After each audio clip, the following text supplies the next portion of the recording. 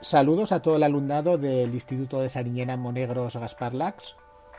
Vamos a realizar una rápida caracterización a modo de exposición sobre la novela de Carmen Laforet, Nada, lectura que estamos trabajando en este primer trimestre del presente curso académico. Bueno, lo primero que nos llama la atención es el carácter y los logros de su autora, Carmen Laforet. Carmen Laforet, tened en cuenta que publicó esta novela en los años 40, en concreto en 1944, recibió un premio literario de gran relevancia en el panorama nacional, como es el Premio Nadal, pero más allá del galardón, su valor desde el punto de vista socioliterario lo encontramos en el hecho de que se trataba de una mujer muy joven, contaba poco más de 20 años, 23 años, y en realidad debemos reconocer el valor que tuvo a la hora de concebir y escribir una novela tan crítica, tan sórdida, tan apasionadamente humana como Nada. Pensad que en esta época las mujeres se dedicaban sobre todo a su papel de madres, a perpetuar un poco esos arquetipos, esos estereotipos que desde la mentalidad conservadora neocatólica le imponían, y ya simplemente por el hecho de escribir, una mujer era considerada un rara avis, algo extraño.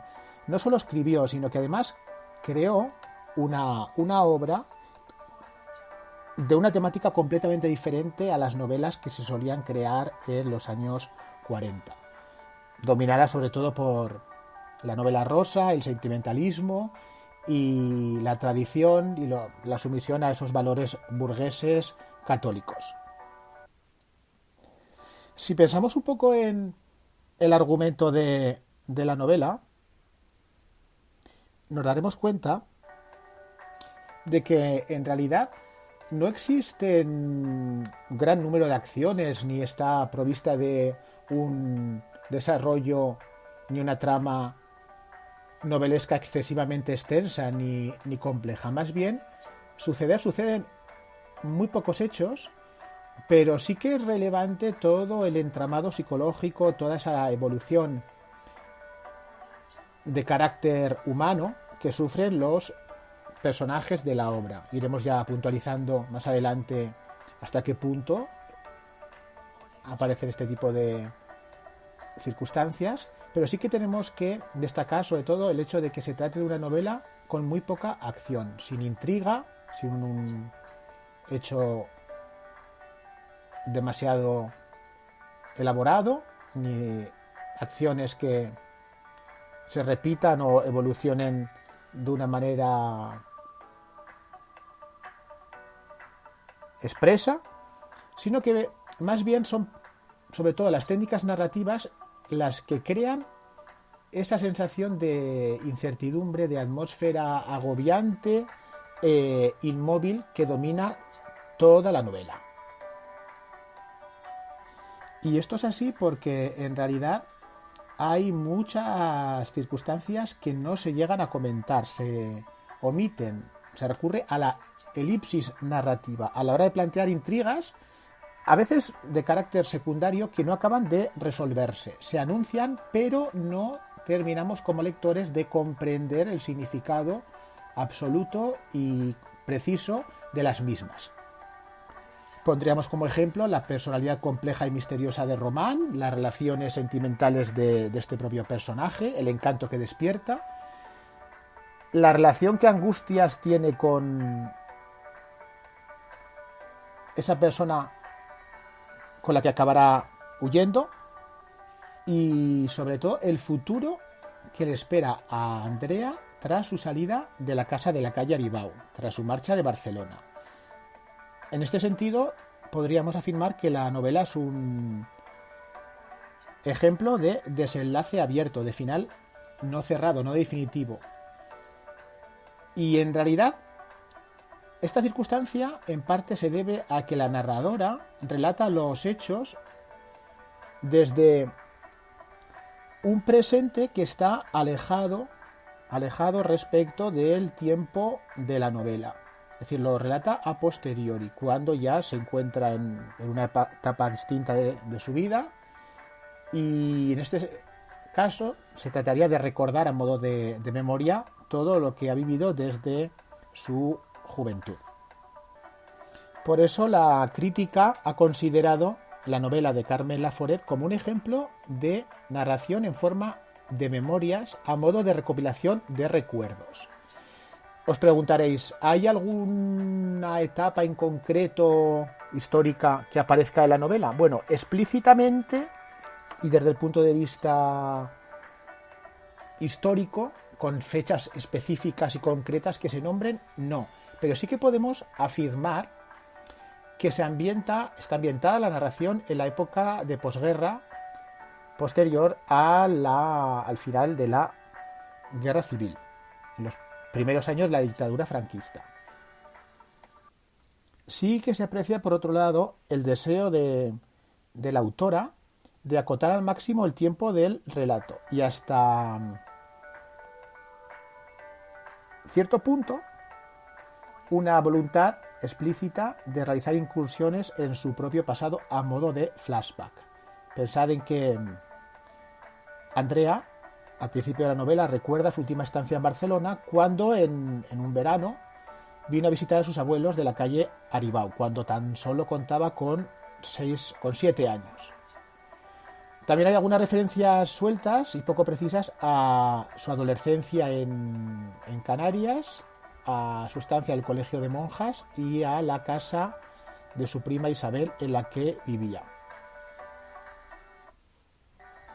Hemos dicho que se puede afirmar que la novela está ambientada en la posguerra española. Y los motivos que nos llevan a afirmar esto es un poco pensando en el pasado de los personajes, muchos de ellos relacionados con su participación en el ejército republicano o el ejército franquista en algún caso. Más adelante lo concretaremos.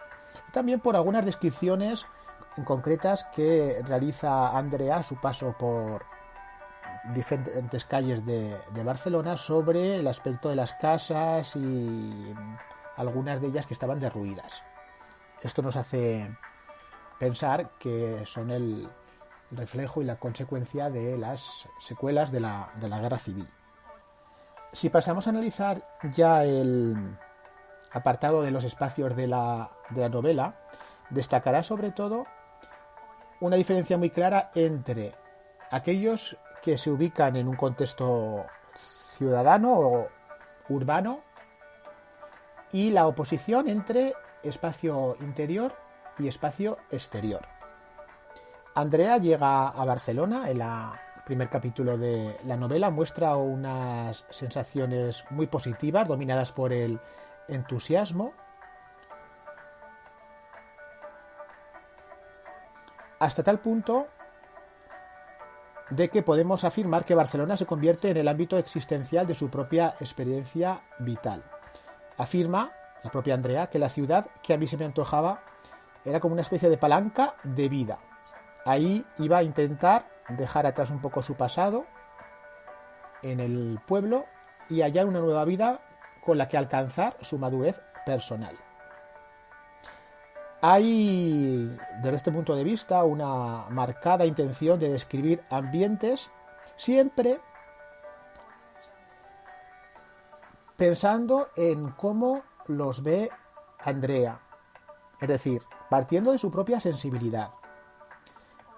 Este aspecto en la crítica lo ha relacionado con la técnica impresionista. Es decir, no se trata de descripciones fieles, realistas, objetivas, sino que estas están influidas por cómo Andrea, desde su propia sensibilidad, desde su propio interior, desde sus propios sentimientos, ve todo lo que le rodea.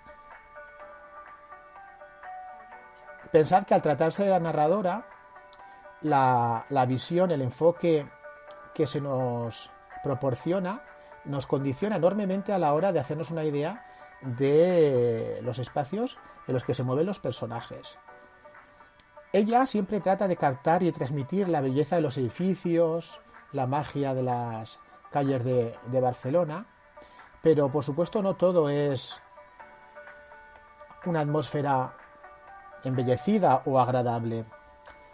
Siempre las calles y la sociedad que se desenvuelve en ellas están dominadas por un halo de tristeza, de oscuridad, de pesimismo, que nos transporta hacia la idea del inmovilismo y de la falta de futuro en el que la sociedad española de posguerra se encontraba.